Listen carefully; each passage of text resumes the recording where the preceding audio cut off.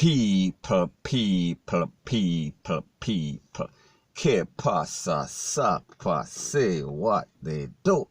Now people, we see some Mobay hot again, we see some Mobay and take no chat again, we see some people get slapped away again, and people, in the latest incident we are speaking about, at least 3 persons pick up some can and 2 people basically lost their life and 1 was taken to the place of recovery. And I am speaking about a place called Norwood, and we are speaking about Hendon to be specific. Now, based on the information, it is said that minutes after 1 p.m., we are speaking about 2 hours before the curfew was implemented. Some men basically roll upon a spot where some men were playing domino, talking, shooting the breeze, rete, lele, blue, blah, bling, and just let off some can. We are talking about 2 carload of persons alighted from the vehicle and just start let off X amount of can. So you can just imagine that person were trying to take for themselves. We are talking about run for them LIFE. However, after the SMOKE cleared, we are speaking about 3 persons pick up tack and 2 of them did not make it, and the next person was taken to the place of recovery. We are speaking about a 33-year-old man. His name is Dane Walters. He is said to be a farmer. He lost his LIFE. We are speaking about 48-year-old. We are speaking about Roderick Atkins. He is said to be a construction worker from that same neighborhood. So people, we are talking about 2 working persons, and like me say, the 3rd person, he was not identified. The report also stated that the Montego Bay Investigative Branch, we are speaking about CIB, they are investigating. And based on the report, it is said that at least 26 persons got slapped away. We are speaking about in Montego Bay since the start of the year until now. So people, we are talking about 26 persons in a liquor place. We are talking about Montego Bay, we are talking about St. James. Now, when we speak about Montego Bay St. James, we are speaking about a DANGER zone. We are talking about flankers. We are talking about Canterbury. We are speaking about Norwood. We are speaking about etc, etc, etc. We see that these places, they never cool. Them only calm down for a little while, and then after that, them flare up or erupt once again. We are speaking about, it seems like it is a cat and mouse game. And people, like we see, they just implemented the curfew, which basically start at 3 o'clock. However, it seems like these persons were fully aware of the rules and laws and regulations as it pertains to the Disaster Risk Management Act. They understand that after 3 o'clock, basically nothing can go on. So therefore, they strike early. We are speaking about 2 hours before that time.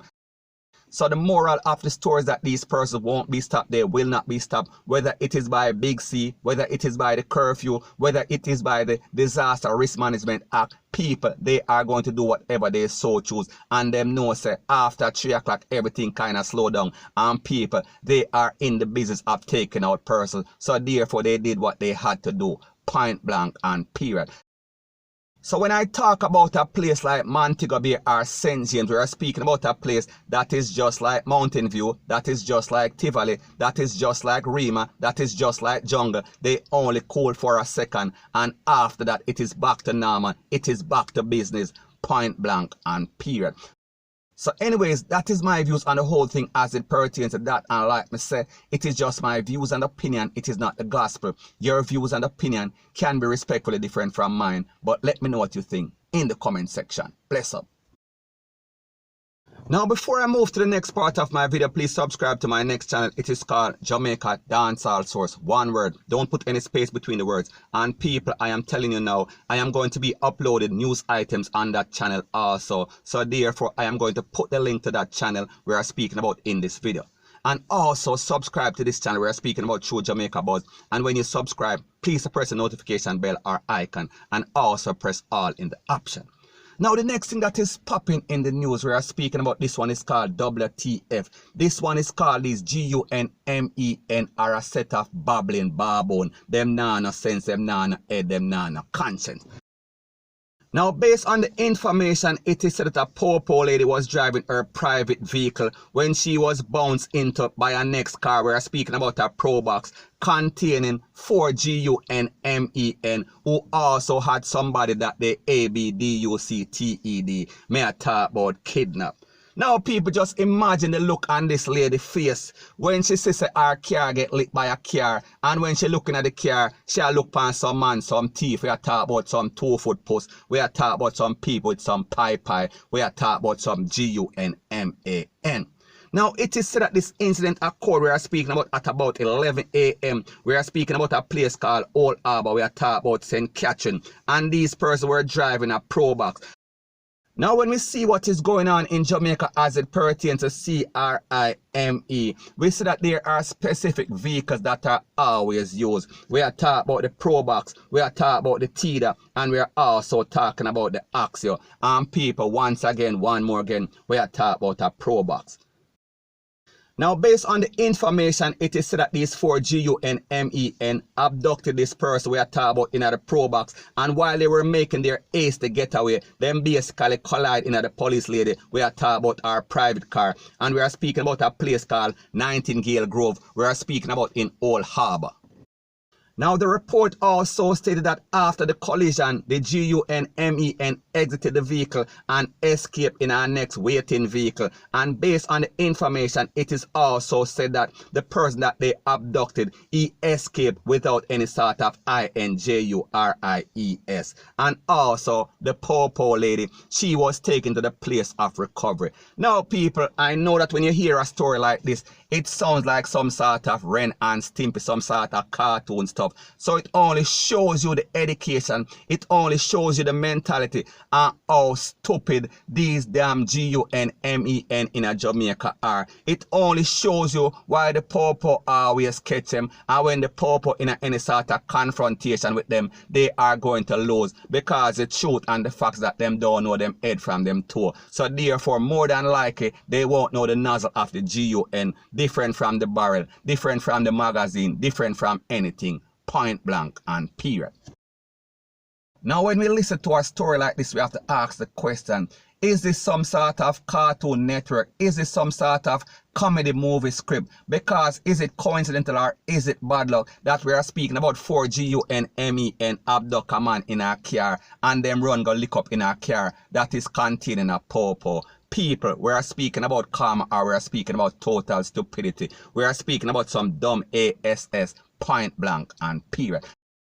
So anyways, the moral of the story is that we see that 4 unscrupulous persons that were definitely up to no good, they basically threw a monkey wrench in their own program by basically slamming into the car containing a Popo. And people, we have to say that this man that was abducted, he was lucky, and also the Popo.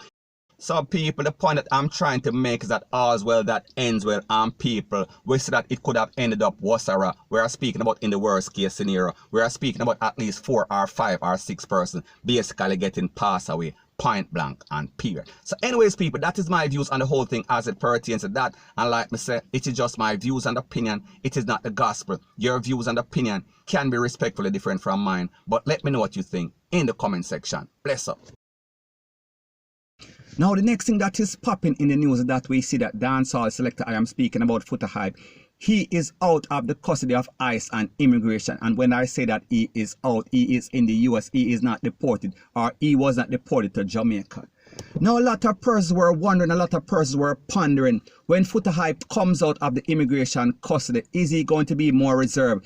Is he going to be a calmer person? And people, the answer to that question was answered quickly, because he did a live on Instagram yesterday and he basically came out of the customs. We are speaking about immigration with BLOOD in his eyes. He was rotting, and people, it seemed like some people basically pissed him off while he was locked up for at least 3 or 4 months in the custody of immigration. And people, he let his feelings be known. However, he did not call any name. However, there was one specific person that I know without a shadow of a doubt that he was dissing subliminally, and I am speaking about King Mix-Up. Me I talk about Mix-Up and Ting. Because obviously he claims that King Mix-Up or Mix-Up and Ting has been basically defaming his name since he's been locked up or forever. Now people, I don't know what is going on between those two, and people, that is not my business. I am just saying what happened yesterday on his live. However, he also made it abundantly clear that he has some other persons that he needs to address, and he is going to address them on his podcast. And people, we see that he was definitely plugging his new podcast. I think that it is going to happen on Wednesday. I don't know. I am not sure. Now we have to remember when you think about Foota Hype's circumstance and the fact that he was released based on a change of policy as it pertains to the Big C. So therefore he was a beneficiary because of his medical condition. So therefore, even though he is free, we are speaking about there are also some stipulation as it pertains to his release. That means that him can't get in any sort of trouble. May I talk about him can't abuse any person verbally. He cannot make any sort of threats. So therefore he has to be very careful as it pertains to what he says, or also even more importantly, we are talking about him action.